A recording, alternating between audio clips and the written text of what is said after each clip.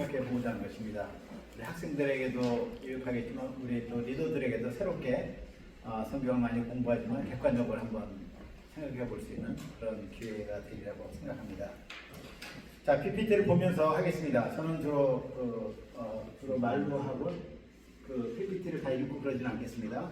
자, 성경은 어떤 책인가? 바이블. 성경은 어떤 책인가? 물론 사회에서는 성경은 하나의 기독교의 경전이다 그렇게 얘기하잖아요. 불교에 불경이 있고 이슬람에 꾸란이 있듯이 기독교는 그 경전이 있는데 경전이 성경이다 이렇게 생각을 해요. 물론 우리 기독교인들은 그것을 우리 기독교의 경전이다 이렇게 말하지 않죠. 살아계신 하나님이 실제로 우리에게 주신 말씀, 그 책이다 이렇게 우리가 말을 합니다. 그런데 성경 자체는 성경에 대해서 뭐라고 말을 하고 있는가? 성경에 대해서 말하는 바가 여러 곳이 있지만 디모데후서 3장 16절에 보면 모든 성경은 하나님의 감동으로 된 것이다 이렇게 돼 있어요. 무슨 말이냐면 감동이란 말은 영감으로, 좀 쉬운 말로는 하나님의 어떤 주관하심으로 하나님이 통제하셔서 사람들을 써서 기록하게 하셨다는 것이에요.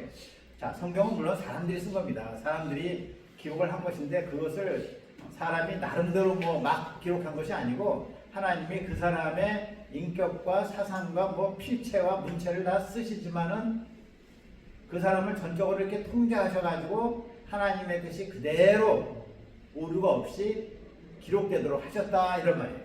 그러니까 진짜 저자가 누구다? 하나님이시다 이거예요.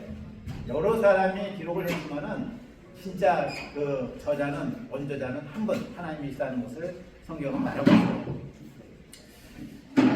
이 성경을 읽어보면은 참 놀라운 책이라는 것을 누구나 다 이렇게 발견하게 돼요. 저도 대학교 3학년 때까지는 그 성경을 믿지 않았어요. 그리고 기독교 고리타분하게 생각하고 종교를 별로 안 좋아했는데 제가 군에 가서 이렇게 군에는 고생을 많이 하잖아요. 고생하는 가운데 마음이 조금 낮아져가지고 성경을 읽기 시작했는데 이 성경은 구약 성경은 너무 두껍고 어렵고 신약 성경도 좀 짧지만 어렵고 해서 그 당시 아주 쉽게 번역된 성경들이 있어요. 지금도 우리나라에 보면 쉬운 성경, 현대인의 성경 공동 번역해서 쉽게 번역된 책들이 있어요. 그거 읽는 게 좋아요 처음에. 그렇지 않으면 이게 용어가 잘 익숙하지 않고 어렵게 보여요. 그래서 현대인의 성경을 제가 좀 읽었는데 참 신기하다. 이 책이 지금 내 마음 상태와 우리 시대의 문제와 사람들과의 관계성 이런 걸 참 잘 말해주고 있고 지혜롭게 행하도록 말하고 있구나. 예를 들면 악한 것을 악으로 갚지 말고 선으로 갚으라. 선으로 이기라. 그리고 이런 것들은 정말 사람 관계에 있어서 정말 지혜로운 말이잖아요. 사람들은 그냥 즉각적으로 내가 모욕을 당하면 반격하고 이러는데 그렇게 하지 않고 사랑으로 품는 것이 승리의 길이다. 이런 말이 이제 성경에 있거든요. 근데 그거는 일반적으로 상식적으로 사람들이 생각해도 정말 맞는 말이야 이런 생각이 들잖아요. 그런 가르침들이 성경에 많이 있더라고요. 성경에 제가 처음 읽을 때 보니까. 그런데 제가 그때 성경을 잘 모르지만 한 가지 아는 게 있었어요. 뭐냐? 이 성경은 2000년 전에 쓰여진 거다. 2000년 전에 쓰여진 책이 어떻게 현재 나의 마음 상태 이런 모든 것들이 이렇게 잘 말하고 지혜로운 방향을 제시할 수 있는가가 놀라운 거였어요. 그래서 이제 성경을 계속 읽는 가운데 이렇게 믿음을 점점 갖게 되었습니다. 보통 사람들이 성경을 비판하는 사람들은 사실 성경을 처음부터 끝까지 읽어본 사람이 몇 명 안 돼요. 좀 읽어보고 그리고 누가 했던 말 듣고 그냥 편견을 가지고 종교는 다 그렇다 이렇게 해서 좀 매도하는 그런 말들이 많습니다. 성경을 정말 많이 읽어본 사람, 우리가 몸이 아프면은 친구한테 물어보기 전에 의대 공부를 많이 한 선생님한테 가서 물어보잖아요. 마찬가지로 성경을 사실 물어보려면 성경을 많이 읽어본 사람, 공부한 사람에게 묻는 것이 사실 이제 정상이지 않습니까? 그런데 안에 성경을 읽어보면은 여러분들이 읽어보는 게 중요한데 읽어보면은 이것은 참 보통 책이 아니구나 그런 것을 알게 돼요. 여러분이 만일 어떤 오래된 친구로부터 이메일을 받으면은 이 친구가 웬일이야? 한 10년 동안 연락도 없다가 나한테 이메일 보냈네? 이거 혹시 보이스 피싱 아니야? 이거 조심해야겠네? 이러면서 이제 보잖아요. 근데 그것을 읽어보는 순간에 읽어보니까 이거 이 친구가 정말 그 친구가 나만 아는 얘기를 하네. 옛날에 있었던 디테일이 아주 정확하네. 이거는 그 친구가 틀림없구나 하고 알게 되면서 그 편지를 열어보지 않습니까? 마찬가지입니다. 성경도 내 편견을 버리고 한번 읽어보면은, 쉬운 성경을 읽어보면은 정말 말 되네, 뭐 이상하네, 정말이네 이러면서 내가 성경에 대한 신뢰를 갖게 되고 점점 읽게 돼요. 그러면서 야, 이거는 정말 신비한 책이구나, 하나님의 말씀이구나 하는 것을 점점 우리가 깨닫게 되는 것입니다. 자, 성경은 통계적으로 보면 3초에 한 권이 팔리고 1년에 5천만 권이 팔리는 그런 베스트셀러라고 되어 있습니다. 먼저 간단한 비디오를 하나, 쇼츠가 있던데 같이 한번 볼게요. 네. 하나님의 말씀이다. 그러니까 성경은 그저 인간이 쓴 책일 뿐이야 라고 말한 거 아니에요. 이 그림은 성경의 말씀들이 어떻게 상호 연결되어 있는지를 보여주는 그래프입니다. 보세요. 무려 63,779개의 말씀들이 성경 속에서 서로 왔다 갔다 하며 연결되어 있습니다. 성경은 약 40여 명의 저자들에 의해 쓰여졌고 그들 대부분은 서로 만난 적도 없습니다. 성경은 세 가지 언어 그리고 서로 다른 대륙에서 무려 1,500년의 기간 동안 쓰여졌습니다. 하나님의 영광 없이 절대로 불가능합니다. 그렇습니다. 성경은 그저 단순한 책이 아닙니다. 성령이 의해 인도하십니다. 40여 명의 사람들이 쓴 66권의 책, 즉 성경은 하나님의 살아있는 말씀입니다. 네, 이렇게 이제 성경 말씀, 하나님의 말씀이라고 이제 결론적으로 말하고 있습니다. 6만여 구절이라고 되어 있죠. 성경에 있는 책의 그 구절수, 문장수가 한 6만 문장 정도 돼요. 절수로 따지면 3만 절쯤 됩니다. 그러니까 한 절에 한 2문장 정도가 평균이라는 것이죠. 이 6만 정도의 구절이 각각 그냥 존재하는 것 같아도 서로 다 연결이 되어 있고 상호 관련성이 있고, 하나는 해석도 해주고 보완도 해주고, 하나는 예언하고 예언의 성취고, 이런 식으로 전부 성경은 연결이 되어 있어요. 여러분이 산에 가서 나무를 보면 나무가 이렇게 따로따로 떨어져 있는 것 같아도 그 뿌리를 보면 이 숲에 있는 나무들이 다 연결되어 있어요. 하나도 빼놓지 않고. 그와 같이 성경에 겉으로는 이렇게 따로따로 서 있는 것 같아도 그 서로 다 연결이 되어 있어서 관련 있는 가운데 성경이 이렇게 구성이 되어 있습니다.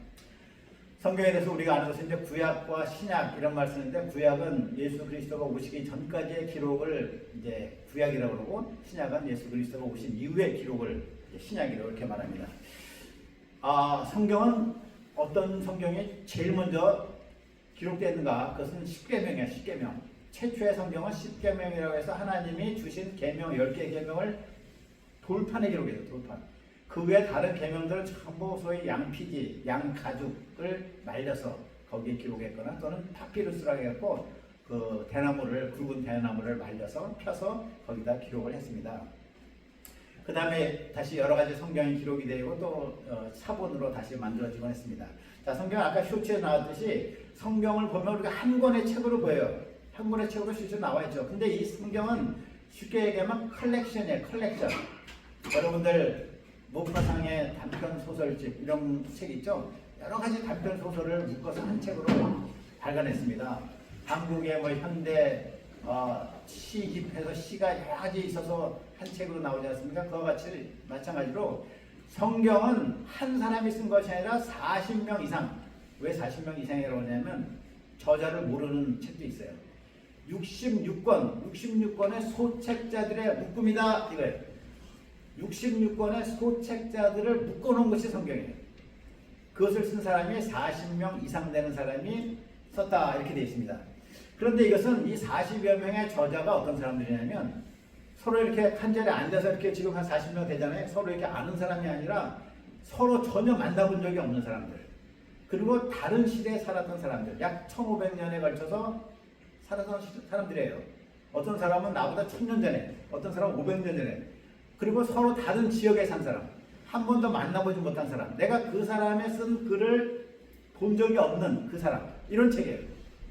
지금은 우리가 인터넷이니 뭐 여행이나 이런 것이 자유롭기 때문에 서로 통신과 소통이 자유롭습니다. 그러나 예전에는 한번 이렇게 소통한다는 것이 편지 외에는 방법이 없었기 때문에 서로 이게 소통하는 것이 몇 달, 몇 년이 걸려요. 여행하는 것도 그 당시에는 옛날에는 굉장히 어려웠습니다. 보통 옛날 사람들은 자기가 태어난 곳에서 50km를 벗어나서 산 사람이 거의 없어요. 그 마을, 그 고을에서 살다가 이제 가는 것입니다. 서로 소통하지 않고 서로 알지 못하고 그 사람이 쓴 책이 어떤 내용인지 전혀 모르는 가운데 40여 명이 각자 자기가 나름대로 책을 써가지고 묶어놨어. 근데 이것이 성경이다 이런 말입니다. 그래서 이것은 안에 서로 다른 배경에 서로 다른 지역의 사람이 쓴 컬렉션이다 하는 것을 우리가 알아야 되겠습니다. 이 성경이 지금부터 약 2000년 전에 완성이 되어 가지고 지금 우리에게까지 전해져 내려오고 있는 책입니다. 자, 그러면 이 성경이 어떻게 우리 손에 들어오게 됐는가? 우리가 지금 갖고 있는 성경은 어떻게 이 성경이 우리에게 들어왔는가? 아까 말씀드렸듯이 최초부터 이렇게 기록이 되어서 계속 컬렉션이 만들어졌다가 여러 사람들에 의해서 이렇게 편집이 되고 있습니다. 그러다가 사실 성경이 두루마리로서 전체 통합본이 발견된 것이 BC 621년에 유대의 요시야 왕이라고 있어요.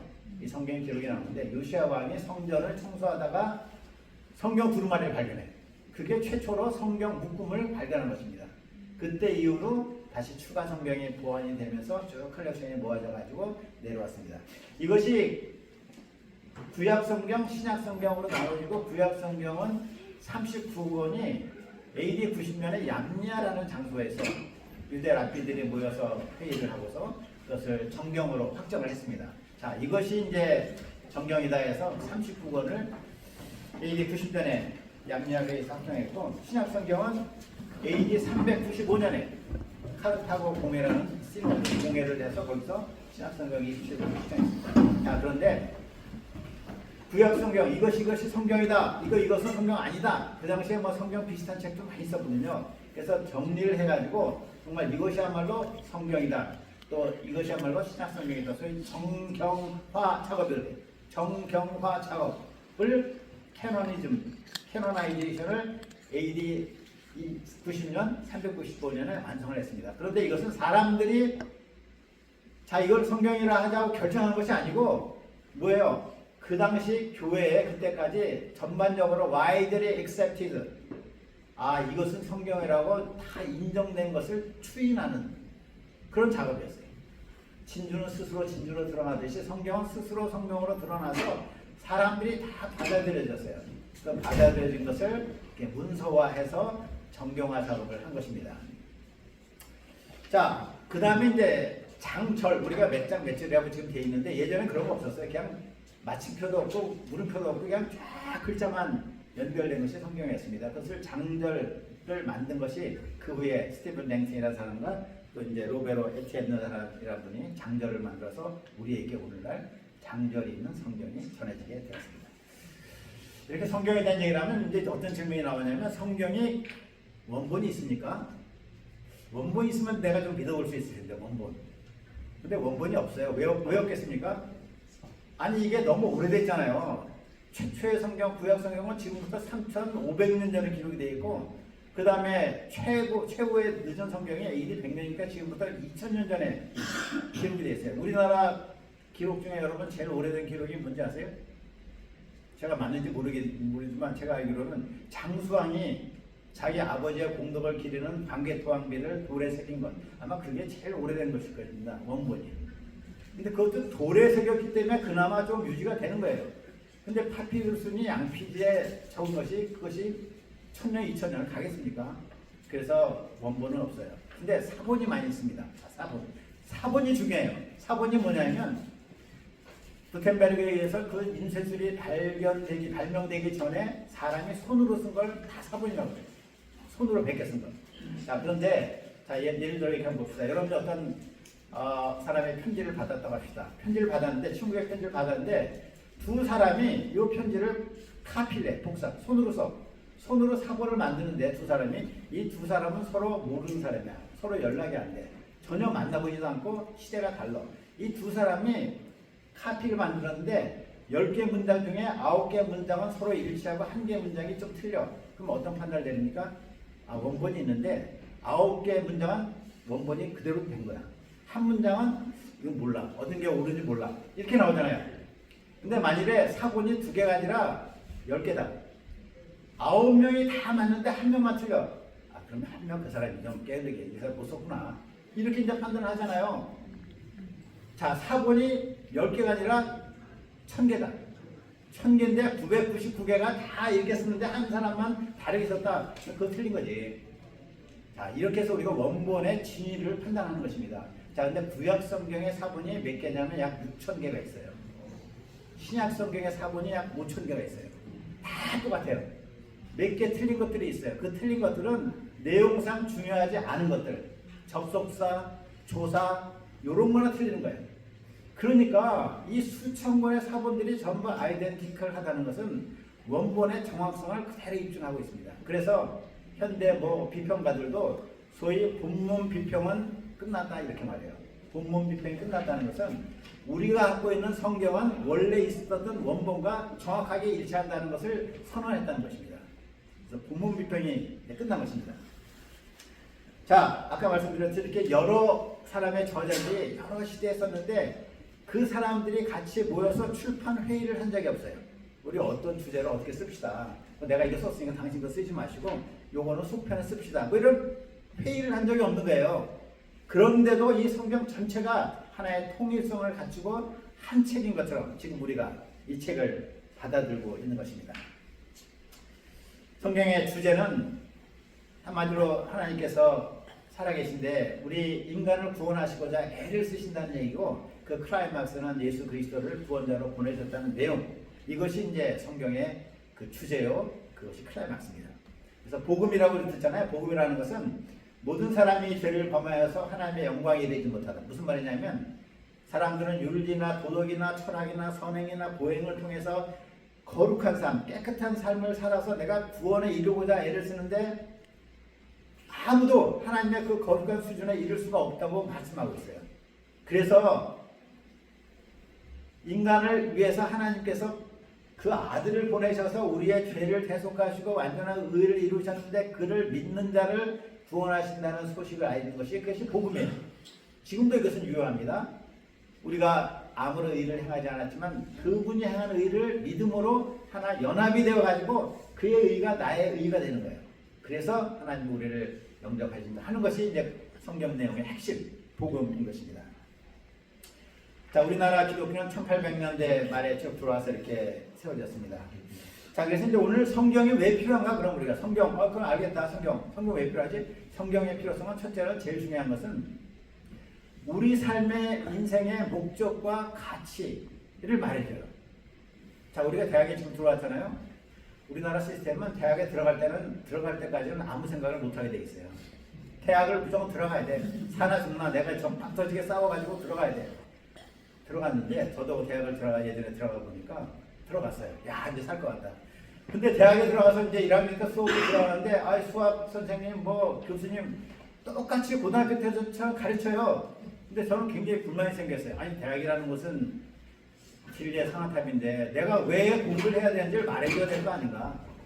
내가 왜 공부하고 내가 왜 이렇게 살아야 되는가를 왜 교수님들은 말해주지 않고 계속 강의만 열심히 하고 학생들은 그냥 열심히 강의실 쫓아다니면서 베껴 쓰고 수업 쓰고 시험 잘 보려고 하는가? 그런 거를 근본적으로 말하는 사람들이 없었어요. 그러니까 학점 잘 맞기 위해서 공부해? 그럼 학교 잘 맞아서 뭐하지? 장학금 받아서 그럼 뭐하지? 취직자는 뭐하지? 그 다음에 답이 없는 게 답이. 근본적인 답을 알고 싶은데 그 답을 알 수가 없었어요. 나의 젊음을 바칠 내 인생을 드릴 깃발을 나에게 보여달라. 이런 것이 하나의 그 절규처럼 마음에서 저는 있었어요. 여러분들 모르겠습니다. 그렇지 않습니까? 공부를 열심히 하는데 내가 왜 해야 되는가? 취직해서 돈을 버는데 왜 취직을 하고 왜 그렇게 살아야 되는가? 이런 답을 정말 갖지 못하고 사는 현대인들의 모습은 마치 시속 200km로 자동차를 달리는데 어느 방향을 가는지 알지 못하고 지금 가는 거예요. 이런 것에 대해서 문제의식을 가질 때 참 이렇게 갈등을 했는데 성경은 거기에 대한 답을 주고 있어요. 그것을 발견했을 때 우리가 똑같은 캠퍼스 생활을 하더라도 굉장히 밝고 자신있고 기쁘게 살 수가 있습니다. 특히 요즘에 젊은이들은 굉장히 군중 속의 고독, 외로움 이런 것에 많이 시달려요. 요즘에 가장 잘 되는 병원이 어디냐면 신경정신과예요. 우울증 환자, 무슨 환자, 정신적인 어려운 사람들이 얼마나 많은지 몰라요. 요즘에 1인 가구가 대세잖아요.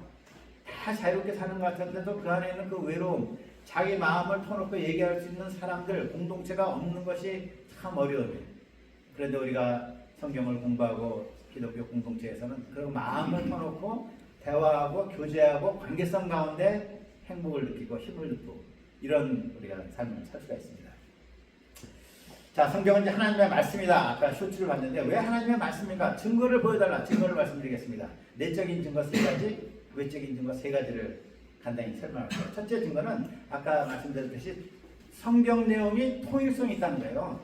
40여 명의 사람들이 서로 만나본 적도 없고 그 사람이 쓴 책을 본 적도 없고 어떻게 주제로 쓰자는 의논도 없는데 각자가 썼는데 그것을 60여 권을 다 모아보니까 한 권의 책이 되고 전체 내용이 흐르고 분명한 중심 주제가 있고 서로 모순이 없고 부딪히는 것이 없고 아주 완벽한 책이라는 것입니다. 이것은 저자가 한 분이다 하는 것을 증명하는 것이다. 이렇게 볼 수 있어요. 자, 두 번째 내적 증거는 성경에는 그냥 성경 뭘 하라 하지 말라는 뭐 계명들의 컬렉션이 아니고 그 시대에 살았던 사람들의 삶이에요.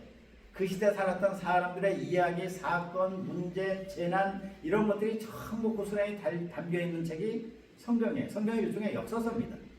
그런데 이 성경에 기록된 예언의 이런 말씀들이 그대로 성취가 되는 거예요. 역사상. 예를 들어 BC 600년경에 예레미야라는 선지자가 있었어요. 예레미야라는 선지자가 무슨 말을 하냐면 자기 나라에 대해서 우리가 이렇게 살다가는 바빌론이라는 나라, 실제로 역사상 신바빌로니아가 있었잖아요. 바빌론이라는 나라에서 우리가 점령당해서 우리가 다 포로로 끌려갈 것이다. 그러니까 우리가 하나님을 잘 섬겨야 된다. 이런 얘기를 40년간을 하는데 백성들이 안 들어. 그래서 결국 어떻게 됐어요?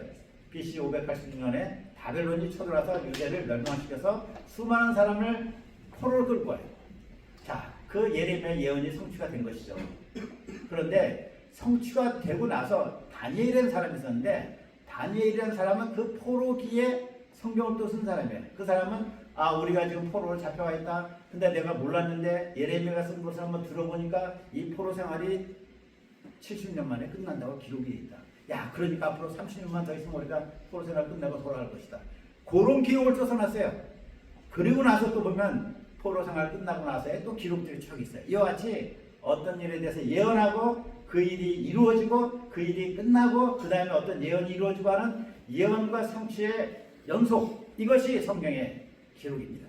그러므로 성경은 어떤 계명들을 말하는 것이 아니라 역사를 그대로 담고 역사가 이루어지는 사건을 기술하고 있다. 그런 점에서 이것은 참으로 하나님의 말씀이다 하는 것입니다. 세 번째는 성경에 능력이 있어요. 성경은 그냥 답답하게 보이는 책인 것 같아도 성경을 읽고 성경을 통해서 변화된 사람들이 얼마나 많아요. 태어나서 성경을 믿는 사람은 아무도 없어요. 다 부친 대로 태어나요. 안 믿어.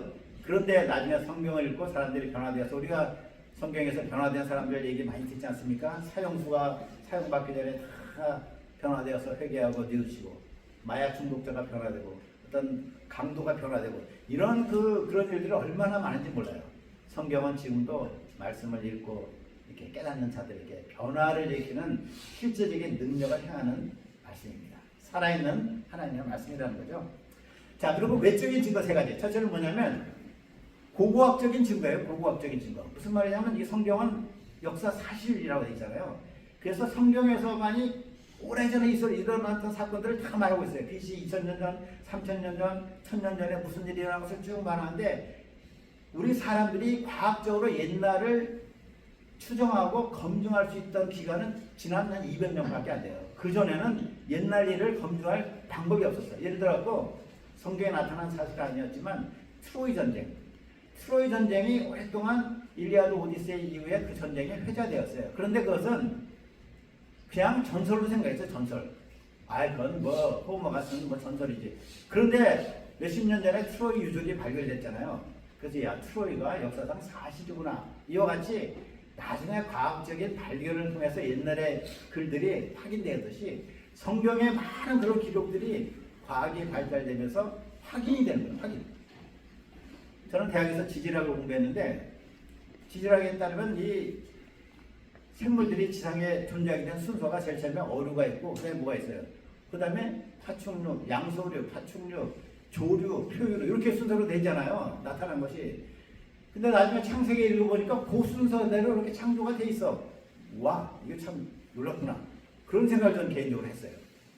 성경은 비과학적인 책이 아니라 굉장히 과학적인 책이고 그리고 아직까지 과학이 증명하지 못한 것에 대해서 성경은 초과학적인 책이다 이렇게 말해요. 과학이 발달할수록 더욱더 성경의 사실성이 입증됩니다. 자, 외적인 증거는 첫째, 성경은 고고학적으로 사실임을 증거하고 있다. 두 번째가 성경의 저자들이 굉장히 정직하고 진실된 사람이다 이런 거예요. 성경의 저자들은 하나같이 이것이 내가 하는 말이 아니고 내가 쓴 말이 아니라 하나님이 나에게 주신 말씀을 나는 기록하고 있습니다 하는 고백을 해요. 하나님이 주신 말씀입니다 하고 고백을 하면서 그걸 기록해. 그리고 그 어떤 위협에도 불구하고 그것을 부인하지 않아요. 이것은 사실입니다. 나는 죽음 앞에서도 이 사실을 부인할 수 없습니다 해서 자신의 죽음으로까지 그 진실성을 증거했습니다. 성경은 저자들에 의해서 이것이 진실된 하나님의 말씀이라고 증거되고 있어요. 세 번째 마지막으로는 성경의 불멸성. 성경처럼 미움을 받은 책이 없어요. 성경은 많은 사람들이 없애버리고자 애를 썼습니다. 왜? 성경은 자기들의 죄를 지적하잖아요. 자기들 나쁘다고 그러잖아요. 악하다고 그러잖아요. 성경은 예수님만이 길이라고 그러잖아요. 구원의 유일한 길이라고 그러잖아요. 그러니까 다른 종교 사람들은 이거를 없애버리고자 모든 수단을 다 강구했어요. 로마 시대 때 얼마나 많은 신자들이 산채로 죽임을 당했습니까? 뭐 공산주의에서 얼마나 많은 사람들이 죽임을 당했어도 우리나라만 하더라도 그럼에도 불구하고 성경은 조금도 흔들림 없이 그대로 써 있습니다. 그대로 유지가 되고 우리에게 나타나 있습니다. 자, 이와 같이 내적인 증거 세 가지, 외적인 증거 세 가지 말씀드렸지만 성경의 성경됨은 사람들의 승인에 있지 않아요. 성경은 성경 스스로가 성경 하나님의 말씀임을 자증하고 있습니다. 자, 다이아몬드가 있으면 그게 흙이 묻어도 다이아몬드잖아요. 사람들이 그렇다 아니라는 것이 뭐가 중요합니까? 마찬가지로 성경은 사람들이 기다 아니다 말하는 것과 관계없이 성경은 성경 자체가 하나님의 말씀임을 웅변하고 있습니다. 자, 성경이 마지막으로 사람에게 그럼 어떻게 우리에게 역사하는가? 우리가 성경 읽을 때 막 하늘에서 빛이 번쩍인다거나 막 기적이 막 보인다거나 뭐 그런 거 아닙니다. 막 쏠라쏠라 내가 이상한 말 한다거나 그런 건 아니고 성경을 읽으면서 상식적으로 이해가 되는 거예요. 이해가 되고 납득이 되고 그런 가운데 내 안에 확신으로 들어와요. 그러면서 점점 성경이 하나님의 말씀이라는 내적인 확신을 우리가 갖게 됩니다. 근데 이 성경은 공부를 필요로 해요. 왜 그러냐면 2000년 전 이상에 쓰여졌기 때문에 그 시대의 문화, 사상 뭐 이런 거를 좀 이해를 해야지 성경 말씀이 이해가 되거든요. 그리고 성경은 리더 프렌들리한 북이 아니에요. 사람들이 그냥 쉽게 누워서 그냥 살살살 읽으면 들어오는 소설 같은 책이 아니라 좀 생각을 해야 돼요. 묵상하고 조금 이렇게 공부를 해야지 이해가 되는 책이에요. 성경은 한마디로 우리에 대한 도전의 책입니다. 우리가 이해 못하면 우리 문제에 빠진다. 성경 그렇게 권위 있게 우리에게 접근하고 있기 때문에 겸손한 마음으로 같이 스타디를 하는 게 필요해요. 그래야지 더 이해가 됩니다. 마지막으로 계시의 필연성이란 말인데 저는 개인적으로 이것이 성경을 믿게 된 마지막 이유가 되었습니다. 성경이 하나님의 말씀이라는 것을 내가 확실히 알 수는 없지만 하나님이 계시고 인간을 사랑하시고 인간을 구원하기 원하신다면 어떤 방법으로든지 하나님의 뜻과 하나님의 구원 방법을 우리에게 알려주셔야만 하지 않는가. 그 방법은 모든 사람에게 열려있는 쉬운 방법, 접근할 수 있는 방법이야 되지 않겠는가 하는 것이 저의 지극한 상식적인 생각이었어요. 결론은 성경이다. 성경은 인류 역사에 가장 많이 주어진 책이고 누구나 읽을 수 있는 책이고 가장 많이 팔린 책이고 쉬운 책입니다. 그래서 성경은 하나님의 계시, 우리에게 주신 하나님의 말씀이요 구원의 길이요 우리에게 진리를 가르쳐주는 말씀이라는 것을 저는 개인적으로 확실하고 믿게 되었어요. 그러고 나서 성경을 읽고 공부한 지 지난 40년이 되었지만은 성경은 정말 놀라운 책이요 진리의 책이요 하나님의 말씀인 것을 날마다 확신하고 있습니다. 자, 여기까지 하고요. 질문하세요. 질문하시면 제가 좀 같이 코멘트하고 듣겠습니다. 질문 있어요? 네, 우리 의무적으로 몇 분 좀 하세요. 우리 명춘 사모님 한마디 하세요. 질문이라기보다 사실 성경의 최초 성경이 그 십대면이라고 좀 설명하셨잖아요. 네. 그게 지금 되게 새롭게 들려가지고 질문은 아니고 그 강의 들으면서 되게 새롭게 와닿은 예, 그 이제 아브라함에게 하는 말씀하시고 했지만은 이제 성경 기록으로 남은 것은 십계명 처음으로 이제 기록으로 남은 거죠. 성경이 된 것인데 기록으로 남은 데서 그렇습니다. 그 이후에 이제 모세가 아브라함에 대한 얘기, 창세기 얘기 쭉 기록을 했죠. 예, 우리 또 여기 성경 66권 중에 2장에 좀 제일 먼저 좀 읽어봤으면 하는 챕터가 뭘까 좀 레코멘드 좀 해주시면 좋을 것 같습니다. 제일 먼저 읽어본 책 읽어보세요. 창세기라고 하는 거예요. 창세기. 예, 제일 먼저 나오잖아요. 다 이유가 창세기. 창세기가 요즘에 여러 가지 편견으로 인해서 잘 그 받아들이지 않는 시대가 됐어요. 그렇지만은 창세기만큼 우리에게 큰 근본적인 답을 주는 것이 없지 않습니까? 창세기 읽을 때마다 우리가 그 깨달을 때마다 가슴이 뛰고 가장 근본적인 기초를 놓는 그런 경험을 하지 않습니까? 그럼 창세기를 우리가 더 자주 공부하고 가르치고 그렇게 해야 될 것 같아요. 네. 네, 한 분만 더 가겠습니다. 우리 예. 가톨릭에도 성경이 있는데 기독교 성경하고 어떻게 다르고? 예, 카톨릭에도 성경이 있는데, 자, 아까 정경화 작업이라고 했잖아요. AD 90년에 신약 성경은 차이가 없습니다. 구약 성경이 차이가 있는데, AD 90년에 얌니아라는 회의를 했다고 그랬죠. 얌니아가 현재 이스라엘 서부 텔아비브라는 그 도시 약간 위쪽에 있는 고대 도시가 얌니아예요. 거기서 모여서 회의를 했는데, 그때 성경으로 알려진 것이 그 39권으로 이제 성경을 결정했다고 하지 않습니까? 그것은 히브리어 원전이 있는 것을 정경으로 받아들였어요. 그 당시 히브리어 말고 성경이라고 하면서 받아들인 헬라어로 쓰여진 소위 70인역본 헬라어로 쓰여진 성경도 있었어요. 그래서 그거는 외경으로 분류했습니다. 약간 정통성이 떨어진다 이렇게 본 것이죠. 그래서 현재 캐톨릭 성경은 외경을 포함하고 있어요. 우리는 39권인데 거기는 플러스 열 몇 권이 더하는 그 외경, 소위 정통성을 인정받지 않았지만 성경에 버금가는 것이라고 해서 외경이라고 아크리파에서 그거를 포함하는 것이 이제 캐톨릭의 성경입니다. 그거를 신약 우리 종교개혁 이후 우리 개신교에서는 그것을 인정하지 않는데 캐톨릭에서는 그 외경까지도 성경으로 거의 같은 수준으로 인정하고 그런 가운데 있네요. 공동번역 성경은 외경을 포함하고 있는 번역입니다.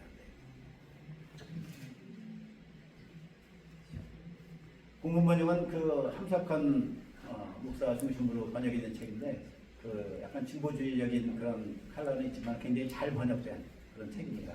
그래서 우리가 구약의 외경을 혹시 보기 원하시면 공동번역 사서 그 부분 읽으셔도 괜찮아요. 근데 그것은 이제 성경을 도움이 되는 것도 있지만 약간 정통성이 결여됐다고 보기 때문에 신학에서는 개신교에서는 그걸 이제 받아들이지 않고 있죠. 예, 혹시 또 질문 있을까요? 예, 시간이 30분에서 4분 지났는데, 그렇죠? 예, 예, 그러면 이 정도로 강의 마치고 혹시 가을에 혹시 퇴장하게 되면 또 우리가 다시 한번 뵙도록 하겠습니다. 감사합니다.